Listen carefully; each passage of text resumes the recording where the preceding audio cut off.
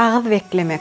Ramazan sabrın, ruhu güýjüň we saglygyň aýdyr. Ağız beklemeklik diňe dini däpde Suriýada boş däl, bedeni güýçlendirýän, ruh arassalandyrýan we durmuşda täze ukyplara ýol açyjydyr. Bedenimiz her gün daşky gurşawyň ziýanly täsirlerine teze bar bolýar. Howa, suw, iýmit bilen girýän zeherler gaýta-gaýta iýlen artykmaç iýmitler. Bular tutuş bedenimizi agyrlaşdyrýar, immun ulgamyny ýatyryp ruhy peseldýär. Şol pursatlarda beden we ruh diýinje almagy isleýär. Bu döwürde beden özüni arassalap, immun ulgamyny güýçlendirýär. Bagyr we böwrekler diýinje alýar. Aşgadan we içege ulgamy yeňilleşýär. Emma ağız beklemek diňe beden üçin äl, ruh üçin bir sapakdyr. Adam sabır takatlylygy öwrenýär. Erwet pikirlerden we gıýbatdan daşlaşýar. Durmuşyň çalp akymyna ýitip gidýän düşünjeleri, ýagşylygy, bagty duýmagy mümkinçilik alýar. Ýöne ýene-de bir zat. Lukmanlar ağız beklemegi diňe sagdyn adamlara maslahat berýärler. Göwreli aýallar, süýji keseli bolanlar we agyr beden keselleri bilen keselleýänler üçin bu çäre howply bolup biler. Şeýle ýagdaýlarda Lukman bilen maslahatlaşmak zerurdur. Netijede